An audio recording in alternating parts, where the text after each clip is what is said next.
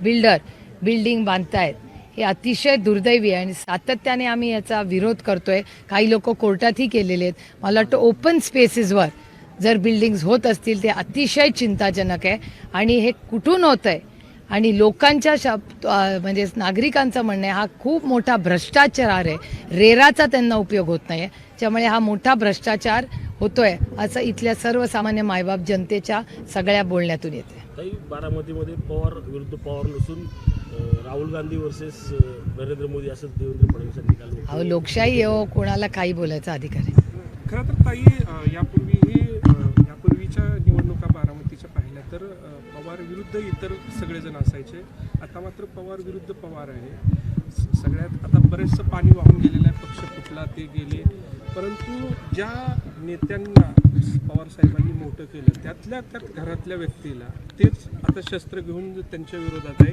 काय भावना आहे तुमची? भारतीय जनता पक्षाचं एकच स्वप्न आहे की आदरणीय पवार साहेबांना संपवणे.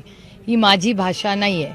आदरणीय पवार साहेबांना संपवण्यासाठी बारामतीमधून देशातले सगळे लोक भारतीय जनता पक्ष एकवट आहे.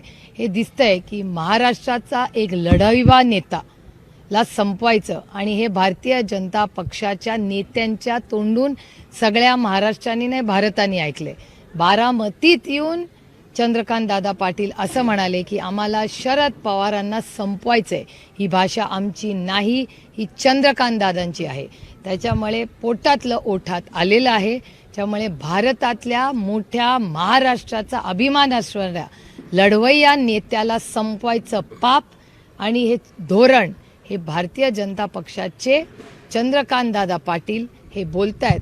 ह्याच्यातून तुम्हाला कळेल हे षडयंत्र हे चंद्रकांत पाटील आणि त्यांच्या पक्षाचं आहे असं तेच स्वतः म्हणाले. पण त्या षडयंत्रामध्ये तुमच्याच घरातील व्यक्ती सहभागी होतोय, त्याबद्दल काय सांगाल? मग हे षडयंत्रच आहे ना. हे शरद पवारांना संपवायचं सगळं षडयंत्र आहे जे चंद्रकांत पाटलांनी परवा बोलून दाखवले. काल जे आहे सुनील तटकरे यांनी असं म्हटलं की सुप्रिया सुळे यांच्यामुळे अजित पवारांनी सर्वांशी वैर घेतलेलं आहे.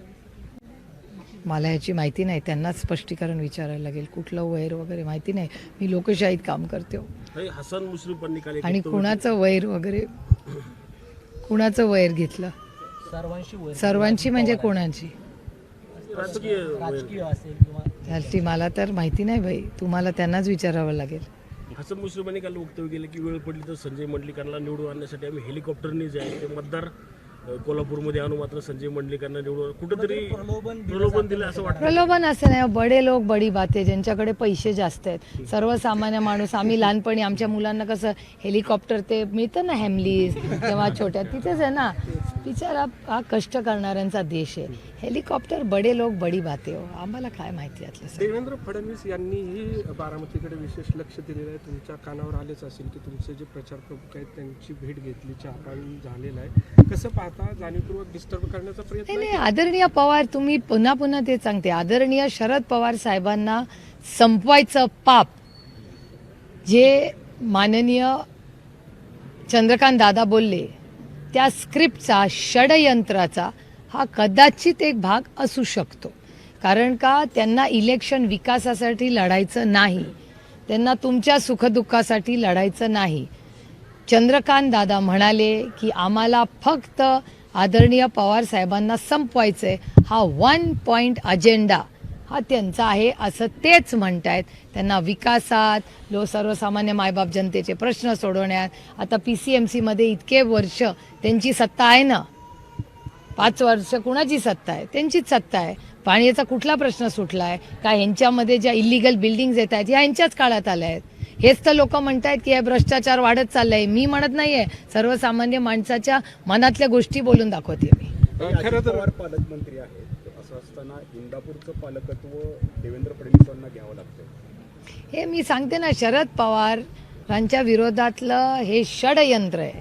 त्यांना सगळे असे पक्ष जे त्यांचे विरोधक आहेत, एक वैचारिक विरोधक आहे, त्यांना संपवायचं आहे. ही लोकशाहीकडून त्यांना दडपशाहीकडे देश न्यायचा आहे.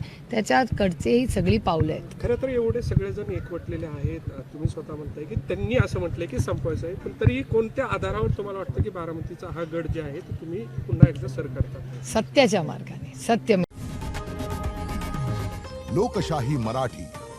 ऐका, पहा, जागरूक रहा.